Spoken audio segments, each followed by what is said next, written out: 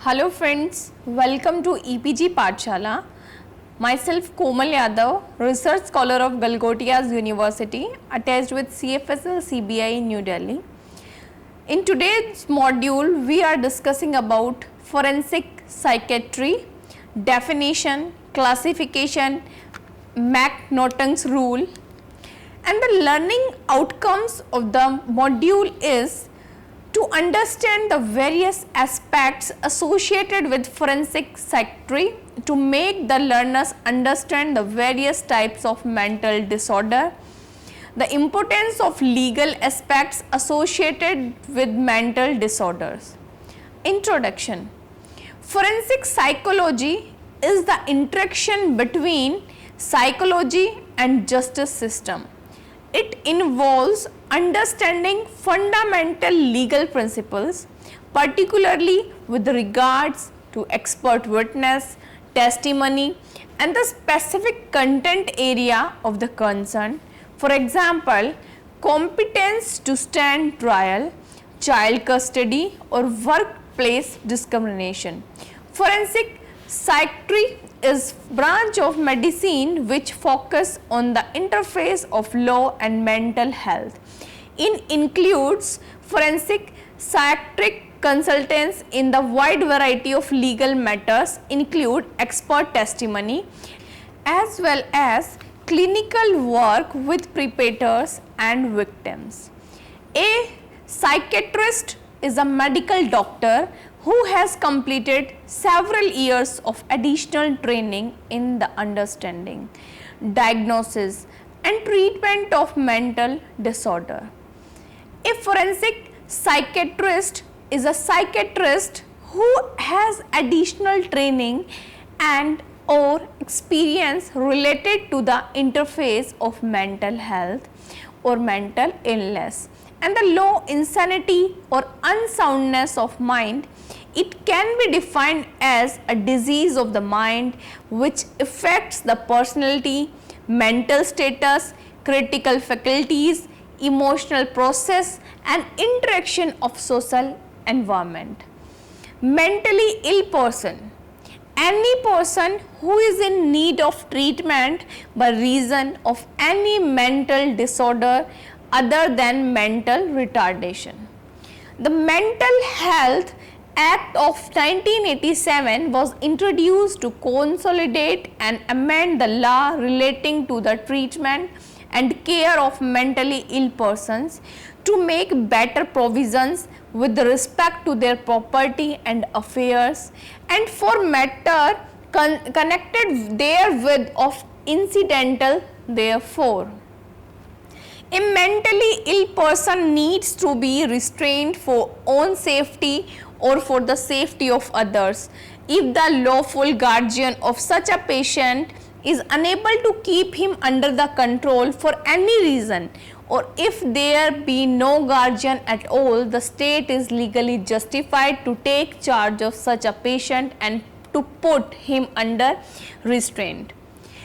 Restraint may be immediate or by admission to a psychiatric hospital or registered psychiatric nursing home after certain conditions have been complied with. Next, defenses. Defenses is of many types like matrix defense, mental disorder, insanity, abuse defense, idiot defense, impossibility defense, defense of infancy, mental defense, intoxication defense. First, the matrix defense. The matrix defense is the term applied to several legal cases of a defense based on the matrix films, where reality is actually a computer generation. Symbolism and the real world is quite different from what reality is perceived to be. In using this defense, the defendant claims that he committed a crime because he believed he was in the matrix and not in the real world. This is a version of insanity defense and considered a descendant of the taxi driver. Defense of John Hinckley, one of the first defenses based on burning reality with the movies. Next is the mental disorder defense. In the criminal laws of Australia and Canada, the defense of mental disorder, sometimes called the defense of mental illness, is a legal defense by excuse by which a defendant may argue they should not to be held criminally liable for breaking the law because they were mentally ill at the time of alleged criminal actions. Next is abuse defense. The abuse defense is a defense in which the argues that a prior history of justifies violent retaliations, while the term most often refers to instances of, or it is also refers more generally to any attempt by the defense to use a or social condition of deflect responsibility away from the defendant. Sometimes the concept is referred to as the abuse excuse. In a particular, by the critics of the idea that guilty people may use past victimization to diminish the responsibility of their crimes. Next is the idiot defense. The idiot defense is a statistical term for a legal strategy where a defendant claims innocence by virtue of having been ignorant of facts of which the defendant would normally be expected to be aware. Other terms used for this tactic includes dumb, CEO defense like dummy defense, ostrich defense and sergeant's clutch defense. Next is the impossibility defense. An impossibility defense is a criminal defense occasionally used when a defendant is accused of a criminal attempt that failed only because the crime was actually or legally possible to commit. Factual impossibility is rarely an adequate defense at common law. In the United States, 37 states have ruled out factual impossibility as defense to the crime of attempt. This is not to be confused with the mistake of fact defense, which may be defense to a specific intent crime like larceny. Next is the defense of infancy.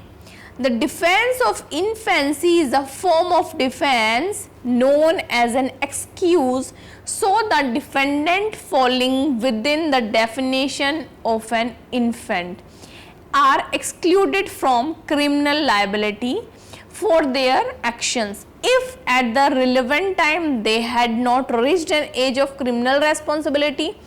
After reaching the initial age, there may be levels of responsibility dictated by age and the type of offense committed. Next is mental disorder or insanity defense. In the mental disorder defense or insanity defense is the claim that is not responsible for their actions during the episode of psychiatric illness or mental handicap. Exemption of the insane from full criminal punishment dates back to at least same. There are different definitions of legal insanity such as M. Norton's rules, the Dhamma rules, the American Legal Institute definition and various miscellaneous provisions. For example, relating to the lack of mens rea. In the criminal laws of Australia and Canada, the term defense of mental disorder or defense of mental illness are used. Next is intoxication defense. In criminal law, the intoxication defense is a defense by which a defendant may claim diminished responsibility on the basis of substance intoxication. Although General intent crimes do not require an intent to break the law. Just an unlawful act, actus reus, and an intent to act in such a fashion. Specific intent crimes such as residential burglary require a certain mental state mens rea to break the law, and those under the influence of an intoxication substance may be considered to have reduced liability for their actions. Even voluntary intoxication, the knowing and voluntary consumption of alcohol or other drugs, can be used as a defense to a specific intent crime. Whereas only involuntary intoxication, my drink was spiked, can be used as a defense to a general intent crime. As for punishment, intoxication may be a mitigating factor that decreases a prison or jail sentence. An important aspect of forensic psychology is the ability to testify in court as an expert witness, reformulating psychological finding into the legal language of the courtroom, providing information to legal personnel in the way that can be understood. Further, in order to be a credible witness, the forensic psychologist must understand the philosophy, rules, and standards of the judicial system. Primary is an understanding of the adversarial system. There are also rules about hearsay evidence, and most importantly, the exclusionary rule. Lack of a firm grasp of these procedures will result in the forensic psychologist losing credibility in the courtroom. A forensic psychologist can be trained in clinical, social, organizational, or any other branch of psychology. An important aspect of forensic psychology is the ability to testify in court as an expert witness, reformulation, psychological finding into the legal language of the courtroom, providing information to legal personnel in the way that can be understood. Further, in order to be a credible witness, the forensic psychologist must understand the philosophy, rules, and standards of judicial system. Primary is the understanding of the adversarial system. There are also rules about hearsay evidence, and most importantly, the exclusionary rules. Lack of a firm grasp of these procedures will result in the forensic psychologist losing credibility in the courtroom. A forensic psychologist can be trained in clinical, social, organizational, or any other branch of psychology. Forensic psychology practice malingering, competency evolutions, sanity evolutions, and other evolutions. Ethical implications. First is malingering. An important and pressing question in any type of forensic assessment is the issue of malingering and deception. In some criminal cases, the court views malingering or feigned illness as obstruction of justice and sentences the defendant accordingly. Next is the competency evaluations. If there is a question of the accused competency to stand trial, a forensic psychologist is appointed by the court to examine and assess the individual. The individual may be in custody or may have been released on bail. Based on the forensic assessment, a recommendation is made to the court whether or not the defendant is competent to proceed to trial. If the defendant is considered incompetent to proceed, the report or testimony will include the recommendations. for the intervening period during which an attempt at restoring the individual's competency to understand the court and legal proceedings as well as participate appropriately in the defense will be made. Often this is an issue of committed on the advice of a forensic psychologist to a psychiatric treatment facility until such as the individual is deemed competent. Next is sanity evaluation.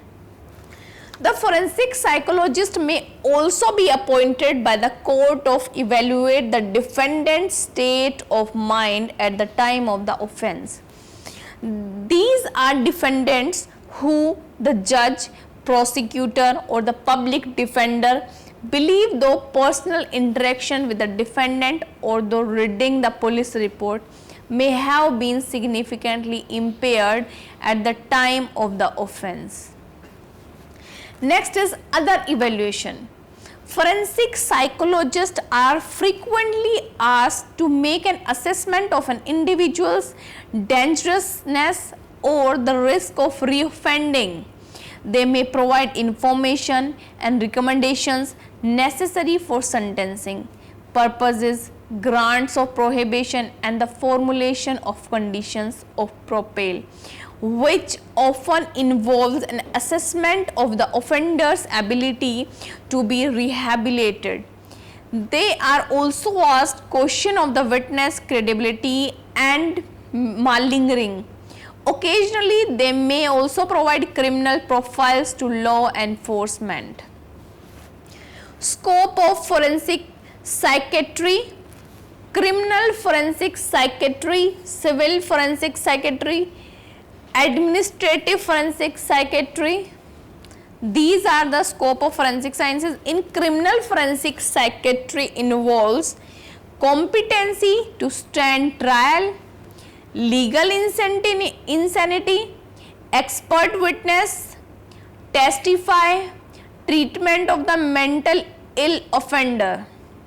In civil forensic psychiatry involves personal injury cases, domestic relations matter, testamentary capacity, testimonial capacity, competency to vote. In administrative forensic psychiatry, it involves the confidentiality, privilege, communications, privacy issues, right to treatment, commitment or involuntary hospitalization. Next is the classification of mental disorders. Mental retardation, mental subnormality, mental handicap, organic psychosis, dementia, drug-induced psychosis, confusional state and psychosis following epilepsy, pregnancy and childbirth, trauma and general diseases functions, psychosis. These are schizophrenia, paranoid state, affective disorder, mania depression, neurotic disorder, personality disorders. For example, sociopathic personality and sexual deviations. Next is the classification diagnosis of mental illness. In 1952, the American Psychiatric Association first published the Diagnostic and Statistical Manual of Mental Disorder DSM-1. The latest edition DSM-4 was published in 1994. The International Classification of Disease 10th Revision Clinical Modification ICD-10-CM published by the World Health Organization. Diagnostic methods: computed tomography CT, magnetic resonance imaging MRI, position emission topography, these are PET. Dementia. Dementia is described as deterioration of intellectual function and other cognitive skills, leading to decline in the ability to perform activities of daily living. Prevalence increases rapidly with age. It doubles every 5 years after age 60. Alzheimer's disease and vascular dementias are the two most common types, accounting for up to 90% of the cases of established dementia in about 2:1 ratio. Sign and symptoms, these are steady, inexorable decline in intellectual function over 2 to 10 years, culminating in total dependence and death, often due to infection. Most common symptom is diminished short memory. Other symptom includes personality change, emotional liability and poor judgment. Occurrence of mood swings, depression and euphoria. Diagnosis, Diagnostic and Statistical Manual of Mental Disorders, 4th editional, that is DSM-4, criteria for dementia, impairment of memory, impairment of at least one other domain of cognition. The key to diagnosis is a history. Detailed drug review. Over-the-counter drug and ophthalmic preparation, history of alcohol to be obtained, screening set of laboratory tests, for example CBC, electrolytes, albumin, renal function, liver function, thyroid function and vitamin B12 levels. Dynamic imaging of cerebral blood flows by single photon emission computed tomography SPECT. Neuropsychological testing, these are psychosis. Psychosis is a generic term for the mental states in which the components of rational thought and the perception are severely impaired, particularly associated with schizophrenia. Bipolar disorder or severe clinical depression. It should be distinguished from the concept of insanity and psychopathy. Also to be distinguished from the state of delirium and mental illness. Causes. First is physical circumstances, electrolyte disorder, urinary tract infections, mental illness, bipolar disorder and schizophrenia. Drug use, amphetamines, LSD, PCP, cocaine or chronic psychological stress, withdrawal from CNS depressant drug, alcohol and benzodiazepines. Signs and symptoms, hallucination, delusion and paranoia, though disorder lack of insight. Diagnosis, pneumoencephalography in 1953 to obtain the first brain image of person with psychosis. Gray matter reduction in cortex of people with psychosis.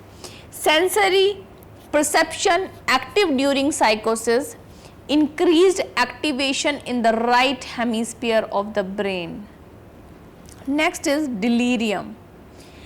It is an acute reversible disorder characterized by confusion and impairment of consciousness, disorientation, mostly commonly time, emotional liability, hallucination or illusion and inappropriate, impulsive, irrational or violent behavior.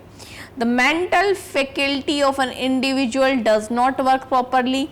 It may be seen in high grade fever or due to overwork. Mental stress, acute poisoning, dhatura, chronic alcoholics or drug intoxication. Delirium is not a disease but it develops as a result of medical condition. Acute means that is happen suddenly, change in thinking or consciousness develop over a few hours or days. Patient may die from exhaustion in a week or two. Sign and symptoms. Patient seems less aware of the environment. Memory may be affected. Trouble speaking or understanding. Delusion and hallucination common.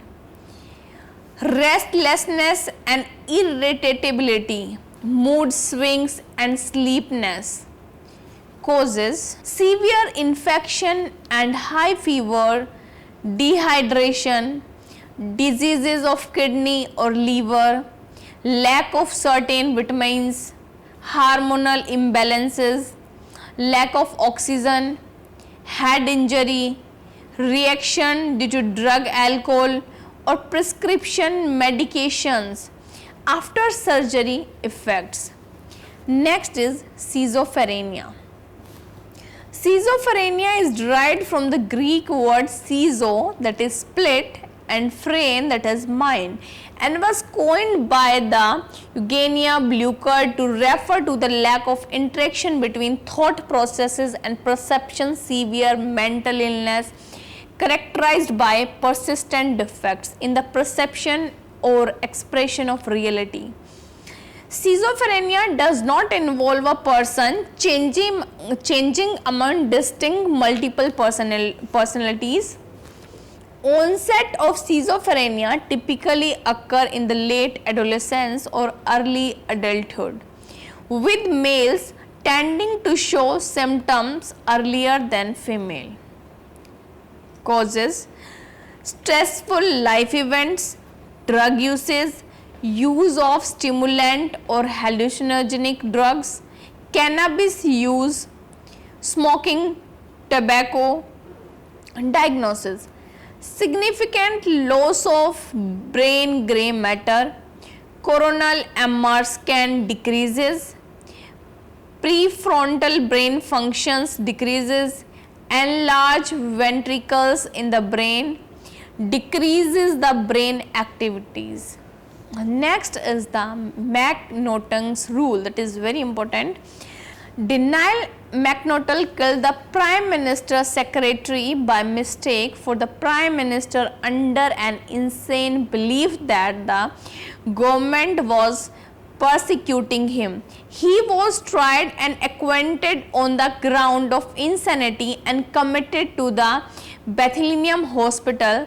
The House of Lords then sent a number of questions to the Judge of England, who returned answer in the form of rules which are reported in 10C and WF 200. The silent points covered under the McNaughton's rules are as follows. First is: person acting under the influence of an insane delusion are punishable if they knew at the time of committing the crime that they were acting contrary to law. Every man is presumed sane and have to sufficient reason to be held responsible for these crimes. To establish a defense on the ground of insanity, it must be clearly proved that at the time of committing the act, the accused was laboring under such a defect of reason from disease of the mind as not to know the nature and the quality of the act he was doing, or if he did know it, then he did not know he was doing what was wrong. If the accused was conscious that the act was one that he ought not to do, and if the act was at the same time contrary to the law of land, he is punishable. A person under a partial delusion is to considered as if the fact with respect to which the delusion exists were real.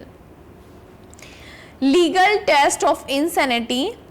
Section 84 IPC: nothing is an offence which is done by a person who at the time of doing it is by reason of unsoundness of mind, incapable of knowing the nature of the act, or that he is doing what is either wrong or contrary to law.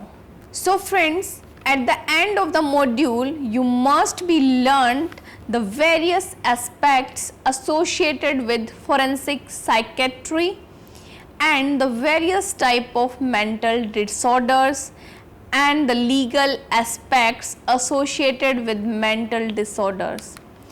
Thank you friends for watching. My best wishes. Thank you so much.